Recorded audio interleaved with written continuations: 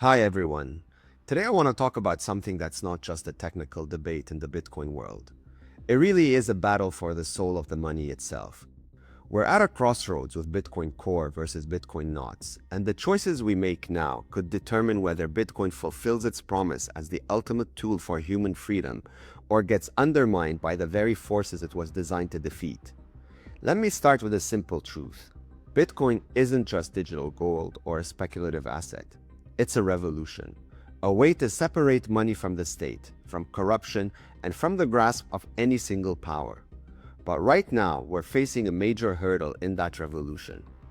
There's a divide in the Bitcoin community over how we run our own nodes, the backbone of the network. On one side, Bitcoin Core, the standard software most people use. On the other, Bitcoin Knots, an alternative that's gaining traction because it stands firm against the abuse of the network. I'll keep the technical stuff basic and simple as promised, because this isn't about getting lost in code. It's about the bigger picture. But understanding the basics will help you see why this matters so much. First of all, what is Bitcoin Core? It's the main software implementation of Bitcoin developed by a group of contributors. It enforces the rules of the Bitcoin protocol, how the transactions are validated, how the blocks are built, and how the network stays in sync. Core is like the default engine running most Bitcoin nodes, those computers that verify and relay transactions across the globe. Now, Bitcoin Knots, it's essentially a version of Core, but with enhancements. Maintained primarily by Luke Dasher and his team, Knots includes patches and features that give node operators more control.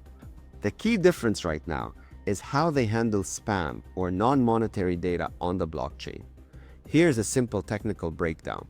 Bitcoin transactions can include extra data using something called an OP return, which was meant for small notes or proofs limited to 80 bytes in Core's default settings. That's like a tiny short tweet. But in the upcoming Bitcoin Core version 30, set for release very soon, they're removing that 80-byte limit entirely. This means transactions can stuff in way more data, potentially turning Bitcoin into a data storage network, not just money. Knots, on the other hand, keep stricter policies. It allows users to filter out these data-heavy transactions at the relay level. In Knots, you can configure your node to say no, I won't help spread this garbage. It doesn't change the core rules of what gets into the blocks. That's consensus, and both Core and Knots agree on that. But Knots lets you out of relaying spam, which includes things like inscriptions, ordinals, or even worse, illegal content that I won't get into right now. Why does this matter technically? Because without filters, nodes end up relaying and storing endless garbage. We're talking about images, videos, stuff that clogs the network, drives up costs for running nodes, and makes Bitcoin less efficient as money. And yes, this garbage can include illegal, dangerous, or disgusting material. There have been cases where child sexual abuse material or other illicit content gets embedded in transactions via these data exploits. Core's change makes it much easier for that to happen unchecked, forcing every node to handle it as if it's simply mined into a block. But let's zoom out. This isn't just about bytes and filters. This is about a major hurdle in humanity's fight for financial sovereignty, the separation of money and state. Think about it. For thousands of years, money has been controlled by kings, governments, bank entities that print it endlessly, devalue it through inflation, and use it to surveil and control people. Wars are funded by fiat money printers. Corruption thrives because a few elites hold the levers of power. Bitcoin changes that. It's hard money, fixed supply of 21 million. No one can inflate it. And crucially, in self-custody, meaning you hold your own keys, Bitcoin strips the power from any living soul. No government can seize it without your consent. No bank can freeze it. No central authority can debase it. Bitcoin in self-custody is the antidote to the world's money and corruption problems. It empowers individuals, levels the playing field, and forces governments to compete on merit rather than coercion. But that's exactly why it's under attack. We are up against an extremely evil, vicious enemy that will stop at nothing to remain in power. Who is this enemy? Obviously, it's the state apparatus, the central bankers, the fiat overlords who've built empires on endless debt and money printing. They see Bitcoin as an existential threat because it decentralizes power. If everyone self-custodies Bitcoin, governments lose their monopoly on money immediately. No more funding endless wars with printed cash. No more bailing out cronies. No more surveillance through banks. These enemies are cunning. They won't attack Bitcoin head-on. That's too obvious. Instead, they poke holes, find excuses, and exploit weaknesses. They'll regulate exchanges to create choke points. They'll spread FUD about energy use or crime, and now they're infiltrating the protocol itself through subtle changes that undermine its purity as money. Look at this core versus not situation. By removing limits on data, Core opens the door for Bitcoin to become a bloated database for NFTs, token, and yes, potentially illegal content. Governments love that.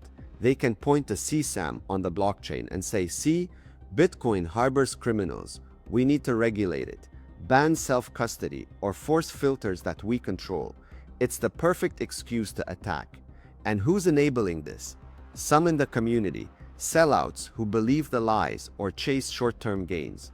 These morons think allowing unlimited garbage is innovation or neutrality. But neutrality doesn't mean letting your house fill with trash. It means protecting the core function sound money. By allowing easy uploads of illegal dangerous material, they are contributing to the attack on Bitcoin, these traitors to the cause handing ammunition to the enemy. We need to call them out loudly and never let them near Bitcoin code again. No mercy for those who compromise the network for profit or ego. This is where the bigger picture comes into focus. We're not just debating software, we're fighting for the future of freedom. The enemy will go to extreme lengths, lobbying developers, funding AstroTurf campaigns, even co-opting projects to dilute Bitcoin's message. Remember, the block size wars. That was an attempt to centralize Bitcoin under big players. Now it's data spam wars. But the goal is the same. Make Bitcoin controllable. We must unite in a way never seen before, not as core users or NOTs users, but as Bitcoiners defending the protocol. Run NOTs if you want to filter spam and keep your node clean. Support developers who prioritize money over large dumps. Educate others on self-custody. Use hardware wallets. Absolutely run your own node and verify transactions yourself. Don't give the enemy an iota of opportunity to advance. No compromises on filters that could be weaponized. No tolerance for changes that bloat the chain and invite regulation. If we unite, we win. Bitcoin becomes the global standard for sound money, stripping power from corrupt systems. Economies flourish without inflation. Individuals thrive without permission. The state shrinks because it can't fund itself endlessly. But if we lose, if we let divisions fester, if we allow garbage to overrun the network, we all lose, including these sellout morons who think they're clever. Their short-term wins will crumble when governments clamp down, banning self-custody and turning Bitcoin into another fiat tool. So let's commit today. Learn the tech basics, but fight for the vision. Run nodes that protect Bitcoin as money. Call out the traitors. Unite against a vicious enemy. This is how we separate money from state once and for all. This is how Bitcoin serves the world. There's no wasting time here. This is an opportunity of a lifetime. Let's not waste it on stupidities. Thank you.